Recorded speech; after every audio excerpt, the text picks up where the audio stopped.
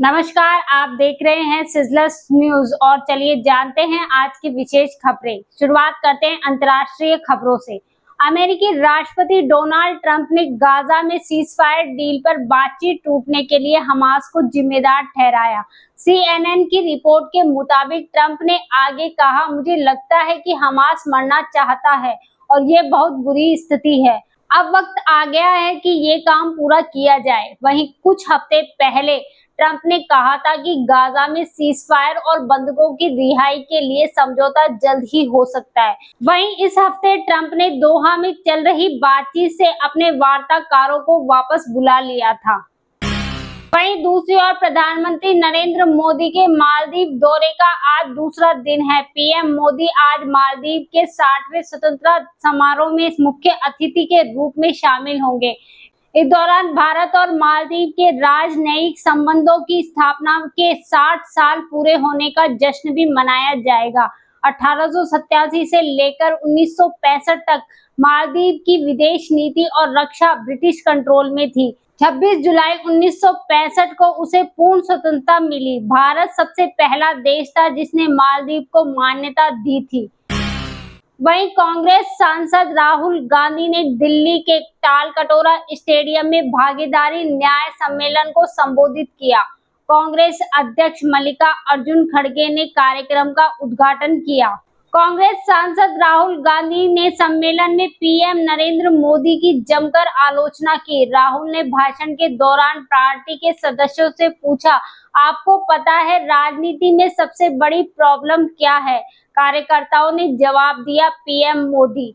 इस पर राहुल ने कहा, नरेंद्र मोदी कोई बड़ी प्रॉब्लम नहीं है, मैं उनसे 2-3 बार मिल चुका हूं, उनकी सिर्फ शोबाजी है, उनमें दम नहीं है, उन्हें लोगों ने सिर पर चढ़ा रखा है।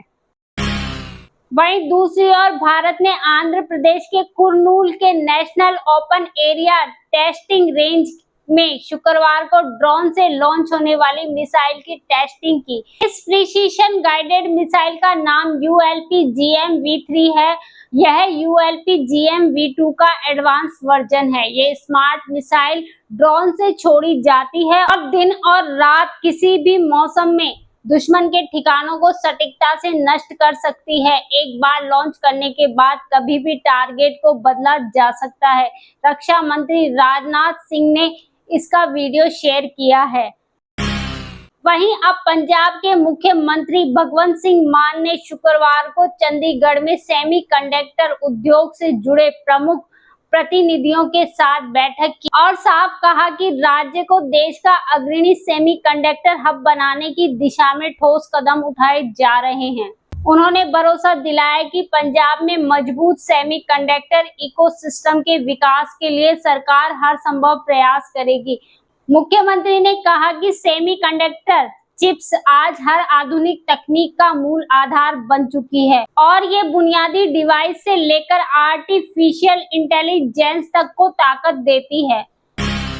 वहीं राजस्थान के झालावाड़ में सरकारी स्कूल की बिल्डिंग के नीचे दबकर जान गंवाने वाले 7 बच्चों के परिवार वालों को 10 लाख रुपए और संविदा पर नौकरी मिलेगी। साथ ही नए स्कूल भवनों में बनने वाले क्लासरूम का नाम मृतक बच्चों के नाम पर रखा जाएगा। 25 जुलाई को मनोर थाना ब्लॉक के पिपलोदी सरकारी स्कूल की बिल्डिंग का हिस्सा गिर गया था। इसमें 21 बच्चे घायल हुए थे, जिसमें से 9 की हालत अब भी गंभीर बनी हुई है। शनिवार सुबह 6 बच्चों का शव पिपलोदी और 1 बच्चे का शव चांदपुर भीलन पहुंचा दिया गया। भाई बहन कान्हा और मीना का शव एक ही अर्थी पर ले जाया गया। सभी बच्चों का अंतिम संस्कार कर दिया गया है। वहीं एक और कारगिल विजय दिवस के 26 साल पूरे होने पर रक्षा मंत्री राजनाथ सिंह दिल्ली के नेशनल वॉर मेमोरियल पहुंचे। उनके साथ तीनों सेना प्रमुख भी मौजूद रहे। राजनाथ ने शहीद जवानों को श्रद्धांजलि दी। उधर लद्दाख के द्रास में आयोजित कार्यक्रम में 2 केंद्रीय मंत्री मनसुख मंडाविया और संजय सेठ ने हिस्सा लिया। मंत्रियों ने 1999 की लड़ाई में शहीद हुए जवानों को श्रद्धांजलि दी, फिर पदयात्रा निकाली।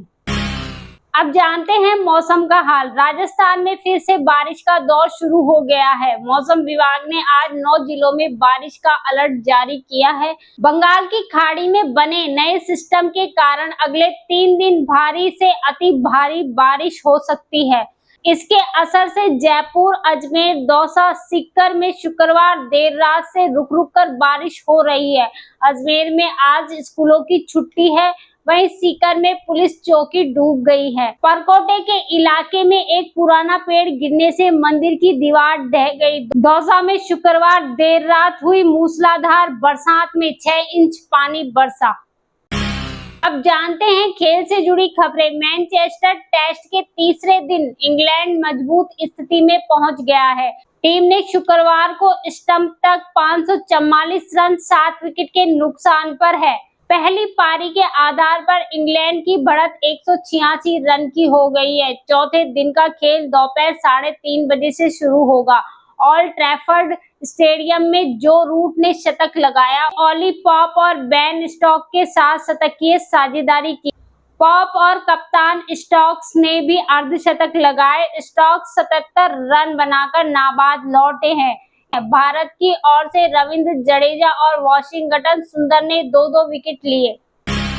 वहीं दूसरी ओर बेंगलुरु में आरसीबी की विक्ट्री डे परेड पर हुई भगदड़ को लेकर कर्नाटक सरकार की ओर से बनाए गए जस्टिस जॉन माइकल कुन्हा आयोग की रिपोर्ट शुक्रवार को सामने आई। इसमें स्टेडियम को बड़े आयोजन के लिए असुरक्षित बताया गया है। रिपोर्ट में कहा गया है कि स्टेडियम की डिजाइन ऐसी नहीं है कि वहां बड़ी संख्या में लोग सुरक्षित तरीके से इकट्ठा हो सके। स्टेडियम में भीड़ नियंत्रण, प्रवेश और निकासी व्यवस्था, पार्किंग और इमरजेंसी प्लान जैसी बुनियादी सुविधाओं की गंभीर कमी है। तो ये थी आज की विशेष खबरें। कल फिर मिलेंगे नई और ताजा खबरों के साथ। तब तक के लिए देखते रहिए सिजलर न्यूज। धन्यवाद।